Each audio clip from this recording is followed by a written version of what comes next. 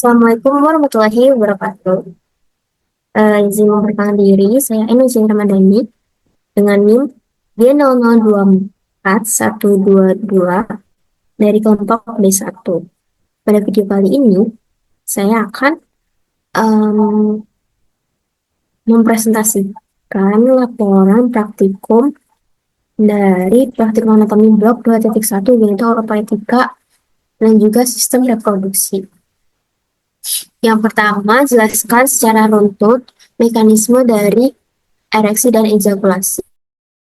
Oke, yang pertama ini itu ada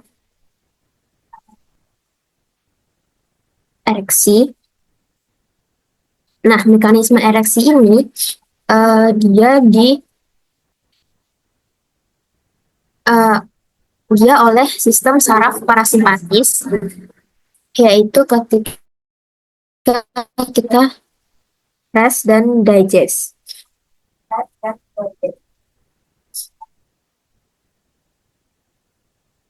Nah, ereksi ini sendiri ini karena adanya sebuah rangsangan ataupun stimulus seksual yang nantinya akan diproses pada jarak supraspinal di area praktik medial dan nukleus paraventricularis di hipotalamus dan hipokampus yang merupakan pusat integrasi fungsi seksual dan juga ereksi. Nah, impuls ini nanti akan dibawa ke efektor melalui segmen saraf parasimpatis yaitu sakralis 2 hingga sakralis 4. Nah,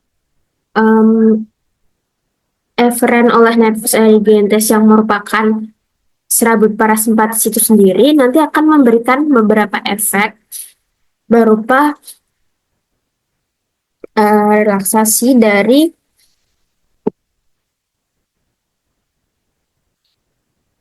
ada otot polos cavernosus penis dan juga ada dilatasi arteri hibisine yang ada di dalam corpus cavernosus. Nah, selain itu darah akan mengisi cavernous sehingga tunika albuginanya teregang dan vena-vena yang menembus akan terjepit. Yang terjepit nanti yang sebelah sini. Oke, selanjutnya dengan cara ini nanti aliran keluar dari jaringan erektil dihambat sehingga tekanan internal meningkat dan dipertahankan dalam keadaan tersebut. Nah, uh, panjang dan diameter penis ini akan bertambah besar sehingga disebut dengan keadaan ereksi. Kita lanjut di ejakulasi. Kalau ejakulasi sendiri ini dia punya dua proses, yaitu ada emisi dan juga ejakulasi. Kalau dari ejakulasi sendiri ini harusnya ini diinervasi oleh simpatis ya.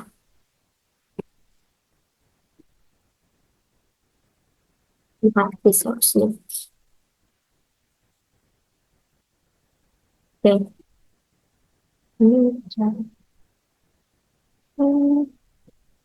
Oke. Terus bagaimana sih mekanismenya? Kalau ejakulasi sendiri, dia ini ada dua proses yaitu emisi dan ejakulasi. Di mekanisme ejakulasi ini, reseptor aferen oleh nervus Purkinje centrum akan membawa rangsangan menuju segmen lumbali 1, 3 efektor. Nah, yang pertama proses emisi.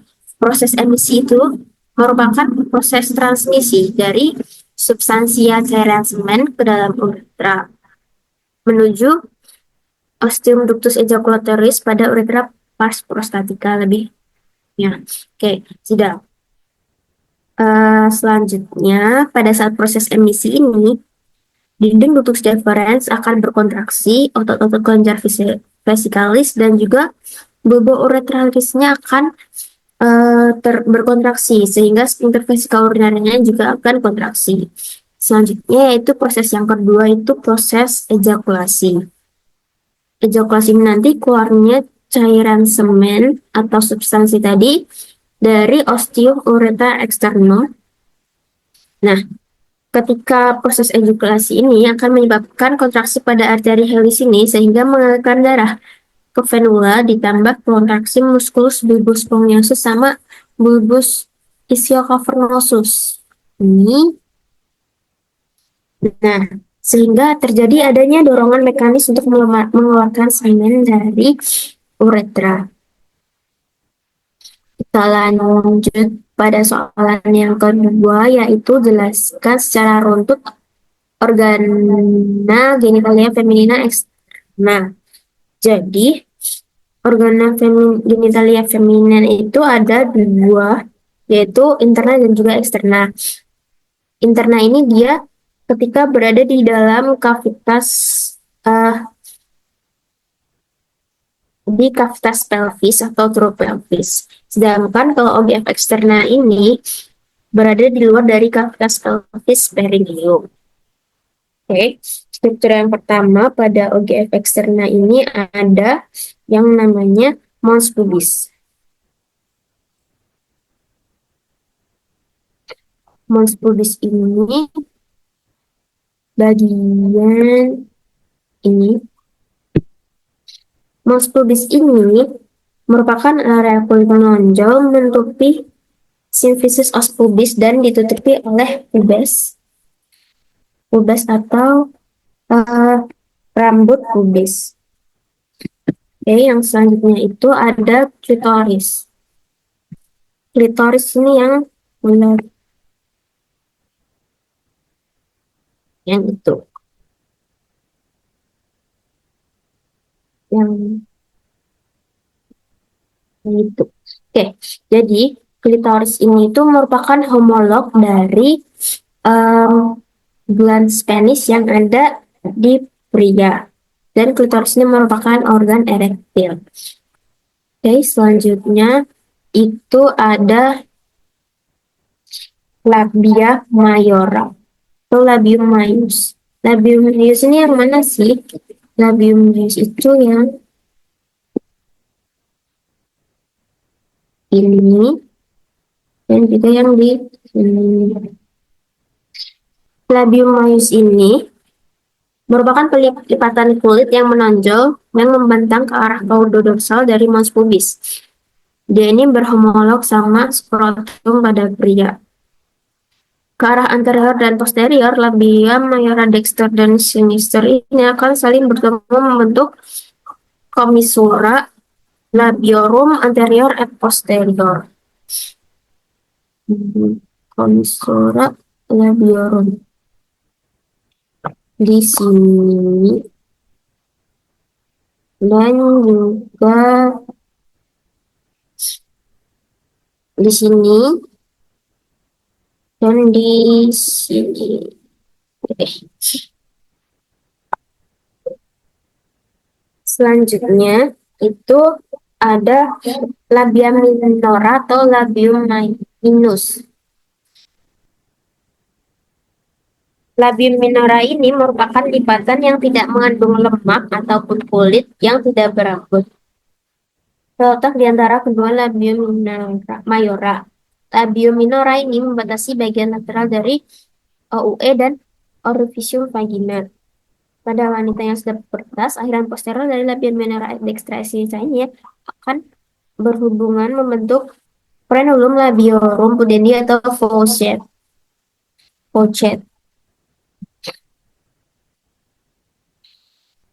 Labium minus ini yang ini ya, lipatan ini dan oke. Selanjutnya ada vestibulum.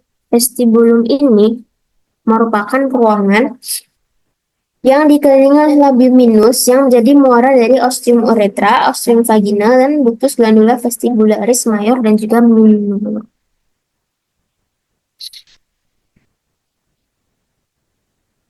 Ini ya vestibulum vagina. Vestibulum vagina yang ada di warna hijau.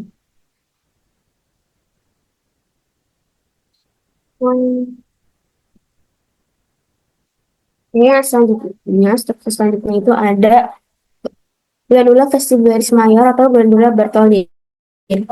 Glandula ini merupakan homolog sama glandula bulbourethralis pada pria, di mana setiap glandulanya mempunyai ductus yang akan bermuara tepat di sebelah lateral pada cekungan di antara dua labia minora. Oke, selanjutnya ini ada himen. Nah, tadi kan pada bagian sini kan ya yang membentuk lubang itu. Nah, itu ada bermacam-macam himen. Himen sendiri ini merupakan selaput mukosa kayak pembuluh darah. Nah, eh, dia ini sebenarnya ada macam-macam jenis. Yang paling ini ada anular himen, terus ada septat himen, cribriform himen, dan parus introitus. Nah, ada juga keadaan di mana himen seorang wanita ini tertutup sepenuhnya, jadi dia nggak punya lubang-lubang seperti ini. Ini tuh dia ketutupan sehingga darah menstruasi dari wanita yang mengalami tersebut tidak bisa keluar. Namanya himen imperforata.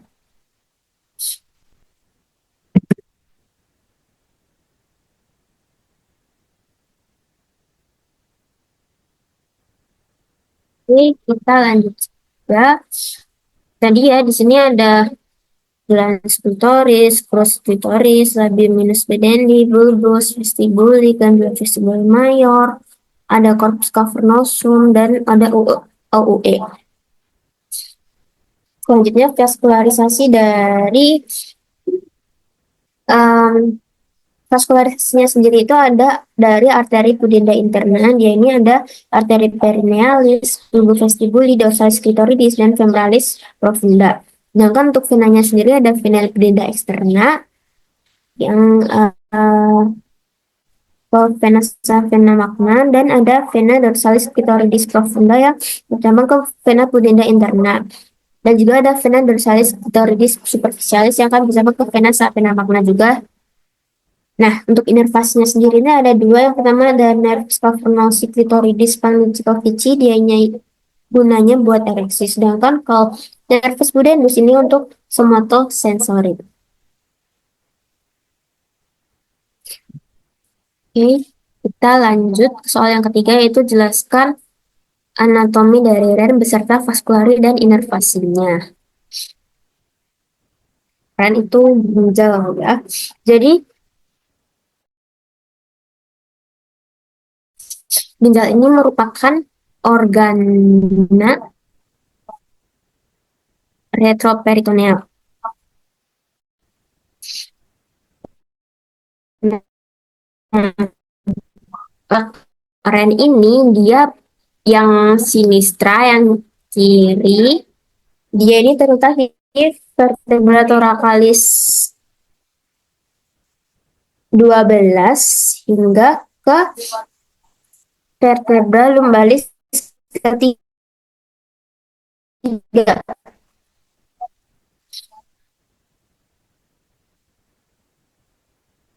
Yang dexter skeletopisnya ini lebih rendah setengah vertebrae karena adanya pendesakan dari labus hepatus yang dexter.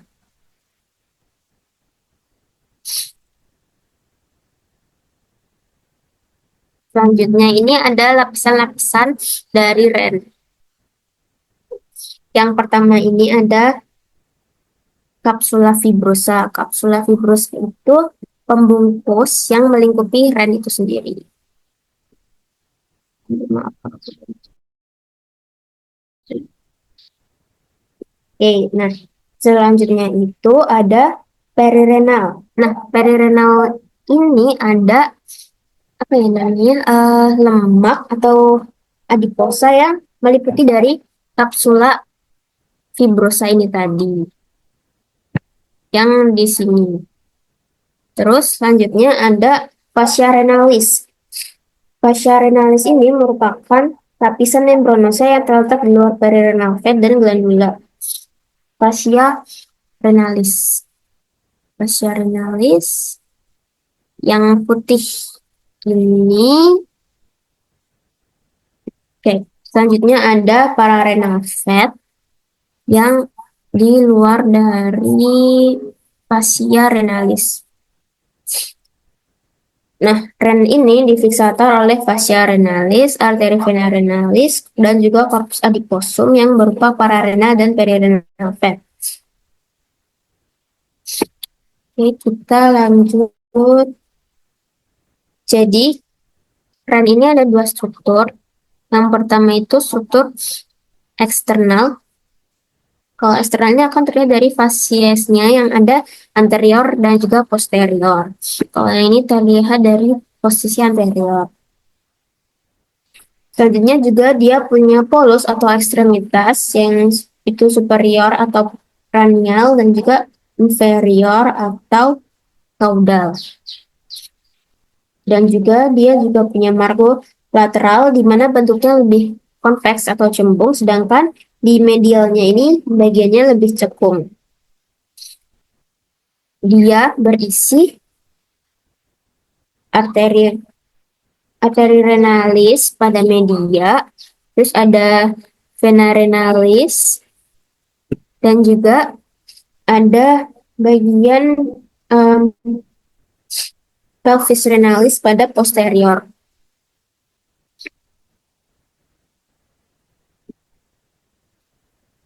Jadi selanjutnya ini bagian internanya. Kalau internanya sendiri itu dia punya yang namanya korteks. Nah, korteksnya ini tuh ada kolumna renalis bertini dan juga ada arcus corticalis. Kalau selanjutnya ini ada medula yang di sini. Medula ini nanti ada piramidalis renalis yang jadi sebuah massa berbentuk kolom. Ada juga papilla renalis,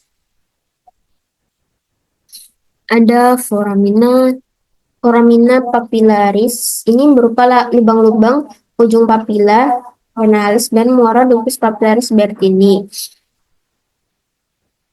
Terus ada calyx mayor yang ini rada besar, terus ada calyx minor yang dia langsung keren. Terus juga ada pelvis renalis, ini habis di saluran setelah calyx mayor. Terus juga ada sinus renalis yang itu merupakan pelebaran dari hilus di sini. Ini calyx mayor, ini pelvis renalis, dan dia akan lanjut ke ureter. Oke, kita lanjut pada bagian vaskularisasinya sendiri.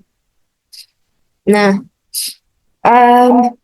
tren ini dia untuk arterinya sendiri dia mendapatkan vaskularisasi dari aorta abdominalis. Aorta abdominalis. Nah, setelah dari aorta abdominalis ini, dia akan masuk ke arteri renalis menuju ke arteri segmental. Setelahnya ini, dia akan masuk ke arteri lobaris yang masuk arteri lobaris di sini. Terus dia akan masuk ke arteri arcuata dulu, terus ke arteri interlaboralis.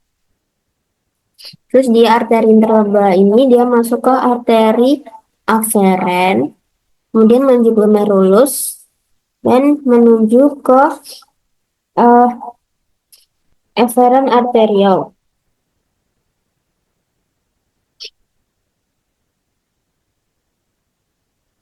Terus dia juga di sini ada pasa recta sama peritubular capillaris. Kalau arteri recta ini dia berfungsi untuk reabsorpsi dari tubulus ginjal. Nah, dia ini juga ada venanya, tapi untuk di gambar di sini kurang terlihat. Pokoknya kalau untuk venanya sendiri itu arahnya keluar dari vena interlobularis, kemudian ke vena arcuata, setelahnya ke vena interlobar, dan ke vena renal, terus ini dia menuju ke vena cava inferior.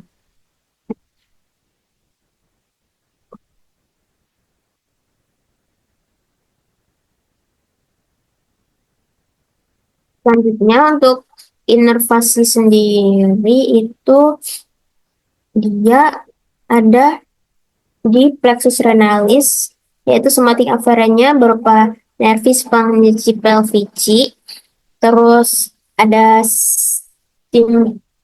splanchnici thoraciki, maaf, terus simpatisnya sendiri itu ada nervus splanchnicus mayor et nervus splanchnicus minor, terus ada parasimpatisnya dari nervus vagus.